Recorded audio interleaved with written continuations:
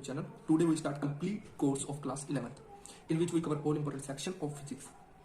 ये कोर्स हमारा बिल्कुल बेसिक से धीरे धीरे बढ़ाते हुए आपके लेवल को बढ़ाते हुए चलेगा। इसमें हम 1 से 2 लेक्चर बेसिक पे होंगे। यह कोर्स हमने स्पेशली बिगिनर्स के लिए बिल्कुल इजी लैंग्वेज में डिज़ाइन किया है।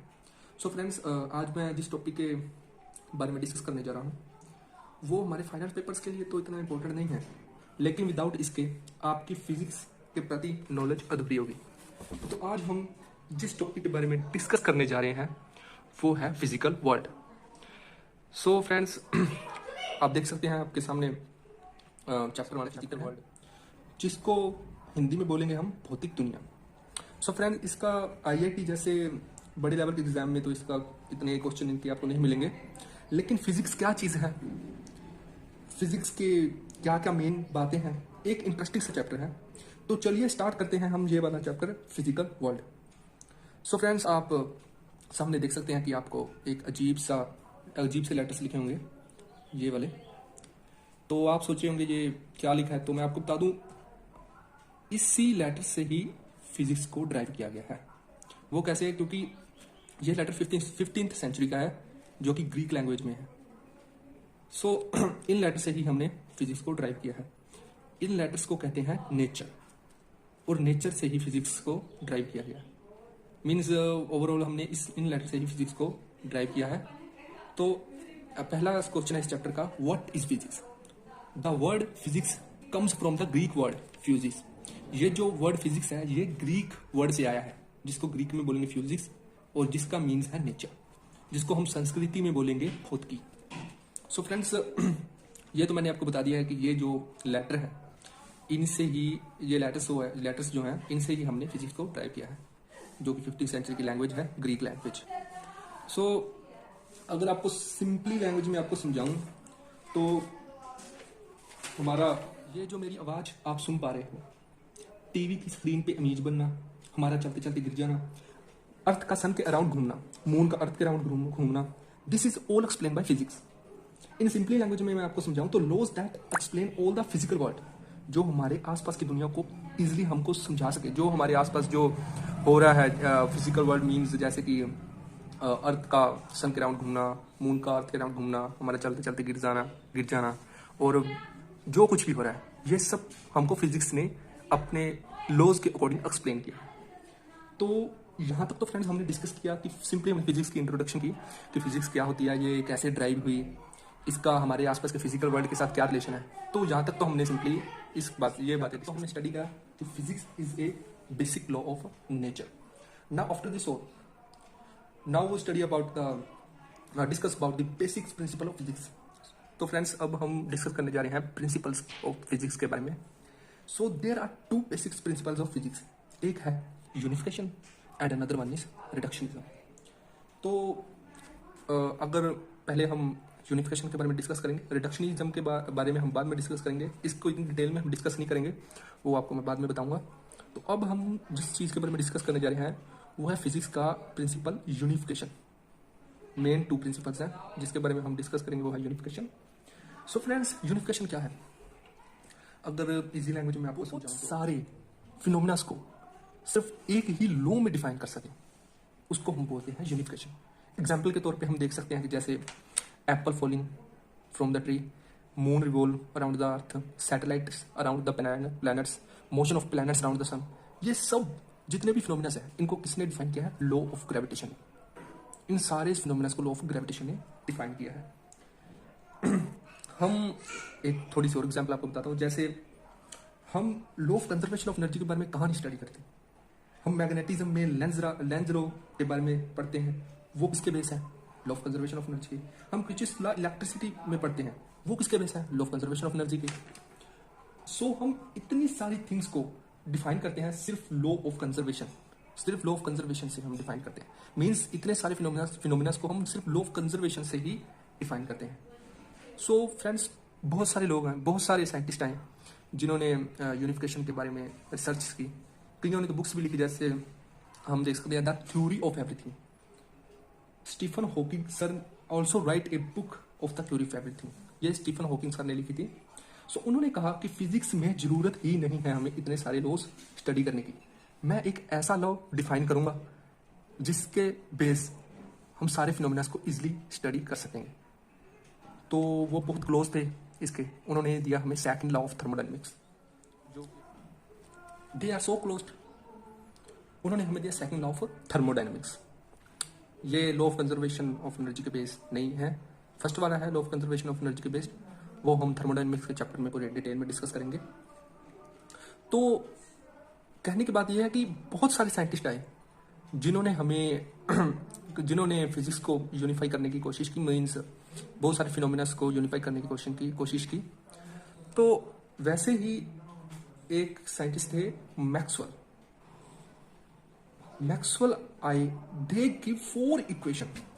मैक्सवेल ने 4 इक्वेशन दी हमको, जिसके बेस पे आई थिंक फिजिक्स की मेन ब्रांच, सारी मेन ब्रांचेस इनकी 4 इक्वेशन में ही कंटेंट है।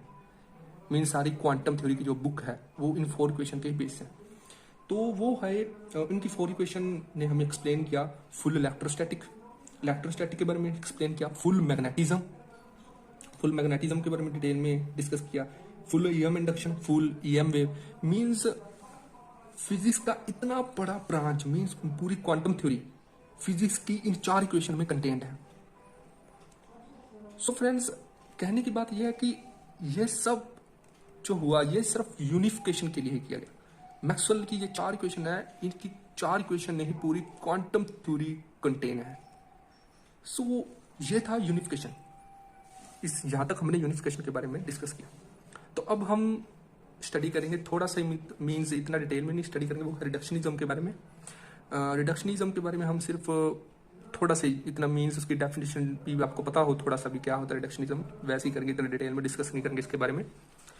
तो रिडक्शनिज्म क्या होता है? रिडक्शनिज्म मीन्स ब्रेकिंग ऑफ ए बिगर और कॉम्प्लेक्स प्रॉब्लम्स। मीन्स बड़ी प्रॉब्लम्स को छोटे छोटे पार्ट्स में, ब्रेकिंग ऑफ बिगर और complex problem in small parts is called reductionism. Means बड़ी बड़ी प्रॉब्लम्स को हम छोटे छोटे पार्ट्स में डिवाइड करने के बाद उनको सोल्व करें, उसे बोलते हैं हम रिडक्शनिज्म। एग्जाम्पल के तौर पे ए बुलेट स्ट्राइक टू एनीबॉडी। अब ये एग्जाम्पल इसके साथ कैसे रिलेट है? तो एग्जाम्पल के तौर पे देखिए, जैसे कोई बुलेट स्ट्राइक की किसी बॉडी पे, तो वो बुलेट गन से चलेगी, उसका कोई मोमेंटम होगा, वो किस बॉडी पे जाके हिट करेगी।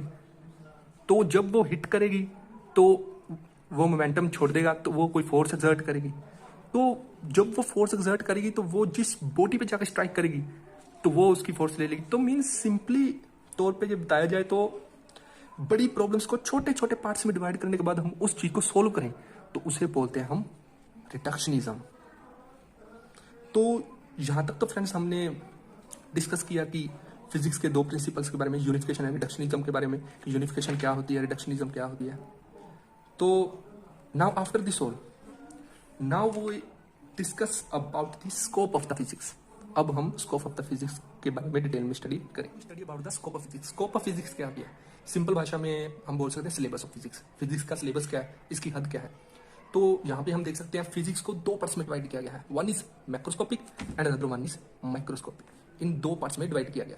मैक्रोस्कोपिक जो पार्ट है ये तो बहुत पहले इसकी इनकी डिस्कवरी हो चुकी थी, इन्वेंशन डिस्कवरी इनकी बहुत पहले हो चुकी थी। जो माइक्रोस्कोपिक जो पार्ट है ये लेटर डिस्कवर किया गया, क्योंकि इसमें ज़्यादातर हमारे पास स्मॉल पार्टिकल्स के बारे में हम डिस्कस करते हैं, जैसे इलेक्ट्रॉन्स हो गए, एटॉमिक स्ट्रक्चर हो गया, न्यूक्लियस हो गए, न्यूक्लियॉन्स हो गए, इसके बारे में हम डिस्कस करेंगे। तो जो +1 में हमारे लिए इंपॉर्टेंट है वो है मैक्रोस्कोपिक पार्ट, क्योंकि +1 में ज़्यादातर हम मैक्रोस्कोपिक पार्ट ही डिस्कस करेंगे। भी ओवरऑल हम मैक्रोस्कोपिक पार्ट ही +1 में डिस्कस करेंगे। जो मैक्रोस्कोपिक पार्ट है, मैक्रोस्कोपिक में हम क्लासिकल फिजिक्स के बारे में डिस्कशन करेंगे एंड माइक्रोस्कोपिक में क्वांटम के थ्योरी के बारे में डिस्कस करेंगे। क्वांटम मीन्स स्मॉल पार्टिकल्स के बारे में डिस्कस करेंगे, जैसे न्यूक्लियॉन्स एंड इलेक्ट्रॉन्स। तो इसके बारे में हम डिस्कशन करेंगे। जो क्लासिकल फिजिक्स है इसमें हम मोशन, थर्मोडायनेमिक्स अबाउट मीन्स इसके बारे में ज़्यादातर हम डिस्कस करेंगे। जो क्लासिकल फिजिक्स है इसको हमने आगे 4 पार्ट्स में डिवाइड किया है। One is mechanics, one is thermodynamics, one is electromagnetism, one is optics and last में जो माइक्रोस्कोपिक पार्ट है क्वांटम थ्योरी, उसको हम 12th में ही स्टडी करेंगे उसके बारे में।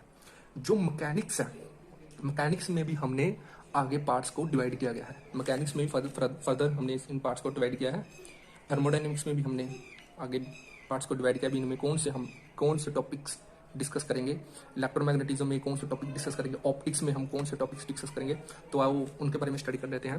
मैकेनिक्स में हम स्टडी करेंगे मोशन ऑफ पार्टिकल्स, पार्टिकल के मोशन के बारे में स्टडी करेंगे, फ्रिक्शन के बारे में डिस्कस करेंगे, साउंड वेव्स के बारे में डिस्कस करेंगे, पॉपुलेशन ऑफ रॉकेट्स के बारे में हम डिस्कस करेंगे, प्रोपेगेशन ऑफ वाटर वेव्स के बारे में डिस्कस करेंगे, मीन्स पानी में लहरें कैसे बनती हैं उनके बारे में हम डिस्कस करेंगे।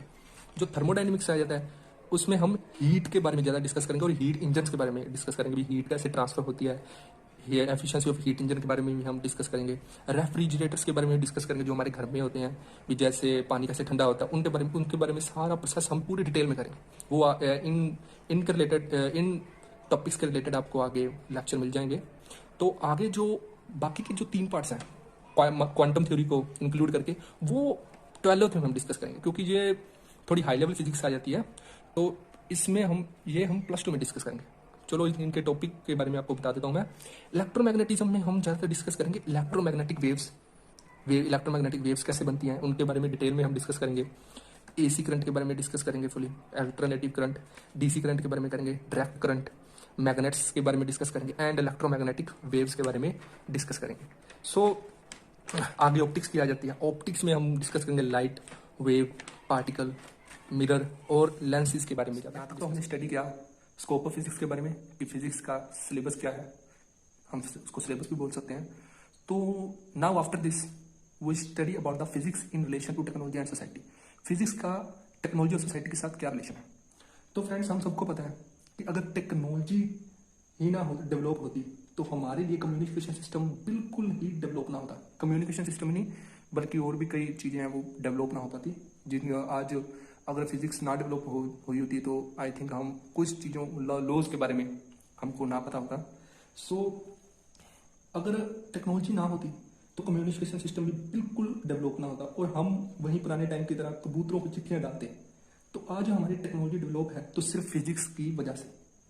आज मैं इस वीडियो के थ्रू आपसे टॉपिक के बारे में डिस्कस कर पा रहा हूँ, आपके साथ कम्युनिकेट हो पा रहा हूँ, तो सिर्फ फिजिक्स के ही। जैसे जैसे टेक्नोलॉजी डेवलप होती है वैसे वैसे फिजिक्स के नए लोगों का जन्म होता है। जैसे कि स्टीम इंजन बहुत पुरानी टेक्नोलॉजी है, आप देख सकते हैं।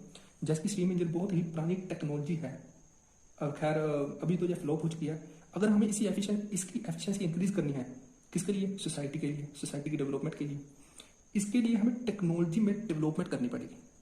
इसके लिए हमें टेक्नोलॉजी में डेवलपमेंट की जरूरत पड़ेगी, तब फिजिक्स की नई ब्रांच का जन्म होगा। जैसे कि देख सकते हैं हम new branch of physics thermodynamics में हमने सारे हीट इंजन के बारे में डिस्कस किया। तो इसके थ्रू हम स्टीम इंजन की एफिशिएंसी इंक्रीज कर सकते हैं। तो आसान सी भाषा में टेक्नोलॉजी के बर्थ के लिए फिजिक्स का बर्थ होना जरूरी है। इसके लिए यह आया, इसको हम उल्टा भी बोल सकते हैं, क्योंकि जैसे टेक्नोलॉजी के डेवलपमेंट की जरूरत पड़ेगी वैसे वैसे फिजिक्स का नई ब्रांचेस का जन्म होगा। अगर फिजिक्स डेवलप होगी तो टेक्नोलॉजी खुद ही डेवलप हो जाएगी। जैसे हम देख सकते हैं हमने सेमीकंडक्टर की स्टडी पढ़ना स्टार्ट की, उस समय सेमीकंडक्टर की चिप को डेवलप करना स्टार्ट किया। बहुत बड़ा रेवोल्यूशन है फ्रेंड्स, और एक नई टेक्नोलॉजी का बर्थ हुआ, जिस टेक्नोलॉजी का बर्थ हुआ वो आप सामने देख सकते हैं। TV, laptop, mobile phone, computers जो हम आज के दिन में यूज़ कर रहे हैं, बहुत बड़ा रेवोल्यूशन है फ्रेंड्स। इसकी वजह से सेमीकंडक्टर के बारे में जब हमने स्टडी की तब हम देख सकते हैं फ्रेंड्स कि सेमीकंडक्टर के बारे में हमने स्टडी की तो बहुत बड़ा रेवोल्यूशन आया, तो हमने नई टेक्नोलॉजी को डेवलप कर लिया। तो सिंपल सी लैंग्वेज में हम समझ सकते हैं डेवलप होगी तो टेक्नोलॉजी ऑटोमेटिकली डेवलप हो जाएगी। तो अगर टेक्नोलॉजी को डेवलप होना है तो फिजिक्स को तो डेवलप होना ही पड़ेगा। तो यहाँ हम देख सकते हैं कि हमने टेक्नोलॉजी के बारे में स्टडी किया, उसके बाद थोड़ी देर बाद हमने इलेक्ट्रोमैग्नेटिक वेव्स के बारे में पूरी रिसर्च करनी स्टार्ट की। तो कम्युनिकेशन सिस्टम में भी बड़ा रेवोल्यूशन आया, तो हमारा कम्युनिकेशन सिस्टम भी बहुत, आज का सिस्टम कम्युनिकेशन सिस्टम तो बहुत ही बेटर हो चुका है। बाकी टाइम से पहले तो बहुत अच्छा सिस्टम हो चुका है आज का। तो यहाँ तक हमने स्टडी किया टेक्नोलॉजी और सोसाइटी का फिजिक्स के साथ क्या। तो हमने टेक्नोलॉजी के बारे में डिस्कशन किया कि टेक्नोलॉजी और सोसाइटी का फिजिक्स के साथ क्या रिलेशन है। So now we end the lecture with the 4 fundamental forces of physics. So there are forces: gravitational force, electromagnetic force, third one is strong nuclear force and the fourth one is weak nuclear force. इसके अलावा physics की को जितनी भी forces हैं वो इन 4 category के forces में ही आएंगी, इन 4 फोर्सेस में ही आएंगी जितनी भी बाकी फिजिक्स की जो फोर्सेस हैं। सो अब हम इन 4 फोर्सेस को पूरी डिटेल में डिस्कस करेंगे। तो let start this topic. So friends, first one is gravitational force. तो ग्रेविटेशनल फोर्स क्या होती है उसके बारे में अब हम डिटेल में डिस्कस करेंगे। सो फ्रेंड्स, यूनिवर्स में कोई भी दो ऑब्जेक्ट है, कोई भी दो ऑब्जेक्ट, वो एक दूसरे को अट्रैक्ट करेंगे। मीन्स इस यूनिवर्स में कोई भी दो ऑब्जेक्ट है, एक दूसरे को अट्रैक्ट करेंगे किसी फोर्स के साथ। फोर्स के बारे में आज हम डिस्कस नहीं करेंगे पूरी डिटेल में, वो हम अगले टॉपिक में, नेक्स्ट जो हमारे लेक्चर आएंगे उनके बारे में, उनमें हम पूरी डिटेल में डिस्कस करेंगे। सो इस यूनिवर्स में किसी भी दो ऑब्जेक्ट में फोर्स ऑफ अट्रैक्शन होती है, उनको हम बोलते हैं ग्रेविटेशनल फोर्स। मतलब कोई भी दो ऑब्जेक्ट में फोर्स ऑफ अट्रैक्शन एक्ट करती है, उन्हें बोलते हैं हम ग्रेविटेशनल फोर्स। ये long range forces means friends, ये बहुत लंबे डिस्टेंस तक एक्ट कर सकती है, इसकी कोई लिमिट नहीं है, ये इनफाइनाइट डिस्टेंस तक एक्ट कर सकती है। और ये बाकी चार फोर्सेस में से सबसे वीकेस्ट फोर्स है। एग्जाम्पल के तौर पे हम देख सकते हैं कि सन की ग्रेविटेशनल फोर्स जो है अर्थ पे लग रही है। तो फ्रेंड्स, ये जो ग्रेविटेशनल फोर्स है ना, ये ऑलवेज अट्रैक्टिव होगी, ये ऑलवेज अट्रैक्टिव होगी। और साथ ही ये बाकी तीन फोर्सेस से सबसे वीकेस्ट फोर्स है। तो फ्रेंड्स, जो नेक्स्ट फोर्स है वो है EM force, means electromagnetic force. ये जो फोर्स है ये चार्ज के बीच में होती है force. Means like charge repel each other and unlike charge attract each other. जैसे यहाँ पर हम देख सकते हैं नेगेटिव चार्ज, इसमें नेगेटिव चार्ज है, इस पार्टिकल पे पॉजिटिव चार्ज है, तो ये एक दूसरे को अट्रैक्ट कर रहे हैं। जहाँ पे पॉजिटिव चार्ज है, जहाँ पे नेगेटिव चार्ज है, ये एक दूसरे को अट्रैक्ट कर रहे हैं। जहाँ पे पॉजिटिव है, यहाँ पे भी पॉजिटिव है, ये एक दूसरे को रिपेल कर रहे हैं। तो मीन्स जो इलेक्ट्रोमैग्नेटिक फोर्स है वो ऑलवेज अट्रैक्टिव नहीं हो सकती, वहाँ पे रिपल्शन फोर्स भी लगती है। जो फर्स्ट वाली थी ग्रेविटेशनल फोर्स, वहाँ पे ऑलवेज अट्रैक्टिव फोर्स एक्ट कर रही थी, लेकिन यहाँ पे रिपल्सिव फोर्स भी एक्ट कर रही है। सो फ्रेंड्स, ये भी पहले की तरह लॉन्ग रेंज फोर्स तक एक्ट कर सकती है, इसका डिस्टेंस के साथ कोई इसका लिमिट नहीं है। ये लॉन्ग रेंज फोर्स है, दूर दूर तक ये मतलब एक्ट कर सकती है। एंड ये one of the strongest force है आफ्टर स्ट्रॉन्ग न्यूक्लियर फोर्सेस, जो हम आगे डिस्कस करेंगे अभी। तो ये one of the strongest force है। जो नेक्स्ट फोर्स है वो है स्ट्रॉन्ग न्यूक्लियर फोर्सेस। नाम से ही हमको पता चल जाता है कि ये जो न्यूक्लियर फोर्स है ये न्यूक्लियस में ही एक्ट कर सकती है, क्योंकि ये शॉर्ट रेंज है, वो हम आगे डिस्कस करेंगे क्यों है। ये शॉर्ट रेंज फोर्सेस है। तो फ्रेंड्स, हमें भी पता है कि एक एटम है, एटम के बीच में बिल्कुल पॉजिटिव चार्ज न्यूक्लियस है, और उसमें प्रोटॉन्स और न्यूट्रॉन्स कंटेन्ड होते हैं। ये प्रोटॉन्स है, पीपी वाले प्रोटॉन्स एंड एनएन वाले न्यूट्रॉन्स हैं। तो फ्रेंड्स, ये जो स्ट्रॉन्ग न्यूक्लियर फोर्सेस है ये हमेशा न्यूक्लियस में ही एक्ट कर सकती है। अब आप सोच रहे होंगे कि प्रोटॉन तो सेम चार्ज होते हैं, प्रोटॉन पे पॉजिटिव चार्ज होता है, तो ये दोनों चार्ज मीन्स एक दूसरे को रिपेल भी करना चाहिए, ये तो फट जाना चाहिए, क्योंकि पॉजिटिव चार्ज, प्रोटॉन भी पॉजिटिव चार्ज है, तो पॉजिटिव चार्ज रिपेल करेंगे एक दूसरे को। तो पर ये नहीं होगा, क्योंकि ये due to strong nuclear forces की वजह से। वो क्यों? क्योंकि यहाँ पे हम आगे डिस्कस करेंगे। क्योंकि proton neutron and neutron proton, इनके बीच में कोई एक बहुत ही अट्रैक्टिव फोर्स होती है, बहुत ही स्ट्रॉन्ग अट्रैक्टिव फोर्स होती है, जो सिर्फ शॉर्ट रेंज में ही एक्ट कर सकती है, जो बाकी फोर्सेस से बहुत ही ज़्यादा स्ट्रॉन्गेस्ट फोर्स है। इसका फ्रेंड्स चार्ज के साथ कोई रिलेशन नहीं है, इसका कोई चार्ज के साथ नहीं रिलेशन है, बस ये शॉर्ट रेंज तक ही एक्ट कर सकती है, ये सिर्फ न्यूक्लियस में ही एक्ट कर सकती हैं ये फोर्सेस, इसलिए हम इनको बोलते हैं strong nuclear forces. So it's does not depend on the charge, do not depend on the charge. यहाँ पे हम अब देख सकते हैं कि ये चार्ज पे डिपेंड नहीं है, तो ये स्ट्रॉन्गेस्ट फोर्स है इन नेचर के लिए। And also short range forces, short range forces भी 10⁻⁻15 m तक, यहाँ तक इतने डिस्टेंस तक ये एक्ट कर सकता है। मीन्स भी कितने शॉर्टेस्ट डिस्टेंस, मतलब कितनी शॉर्ट रेंज फोर्सेज है, इसलिए ये सिर्फ न्यूक्लियस में ही एक्ट कर सकती है। तो this one is a strong nuclear force. Next one is week friends, week nuclear force. ये भी स्ट्रॉन्ग न्यूक्लियर फोर्स की तरह शॉर्ट रेंज फोर्स पे ही एक्ट करती है। ये वीक फोर्स क्यों है? क्योंकि this is only on radio active emission, ये only on radio active emission पे ही केस पे ही एक्ट करती है। और ये neutrino and anti neutrino interaction with electron, तभी ही ये एक्ट करेगी, ये वाली वीक न्यूक्लियर फोर्सेस। ये इन दोनों की इंट्रैक्शन विद इलेक्ट्रॉन से जब होगी तभी ये वाली वीक न्यूक्लियर फोर्सेस एक्ट करेगी। मुझे पता है अब आपके ऊपर से निकल रहा होगा, क्योंकि ये वाले जो हैं ये हम क्लियर करेंगे आई थिंक। अभी तो आपने बस ये दो जो फोर्सेस हैं इनके बारे में डिटेल में हम डिस्कस करेंगे, क्योंकि यही हमारी +1 में ज़्यादा डिटेल में डिस्कशन वाली बात है। बाकी दो वो हम आई थिंक हाई लेवल जब +2 में हो जाएंगे तभी हम डिस्कशन करेंगे। तो ये सारी फोर्स को अब हम डिक्रीजिंग ऑर्डर में लिखेंगे तो ऐसे बन जाएगा। सबसे पहले आएंगे strong nuclear force, second one is EM force, third one is weak nuclear force. Weak है लेकिन इतनी भी वीक नहीं है कि वो ग्रेविटेशनल फोर्स से भी वीक हो जाए, है तो न्यूक्लियर ना, तो week nuclear force and last one is gravitation. इसके साथ हम आज का लेक्चर यहीं पे एंड करेंगे। आई होप आपको जहाँ तक फिजिक्स का कुछ बेसिक क्लियर हुआ होगा। तो हमारा सेकंड चैप्टर जो आएगा नेक्स्ट, जो हम लेक्चर डिस्कस करेंगे वो करेंगे यूनिट एंड मेजरमेंट पे, हम अपनी नेक्स्ट वीडियो पे डिस्कस करेंगे। तो फ्रेंड्स, अगर आपको इस बेसिक्स पे भी कुछ अगर आपको डाउट हो तो आप कमेंट सेक्शन में बता सकते हैं। So friends, thanks for watching.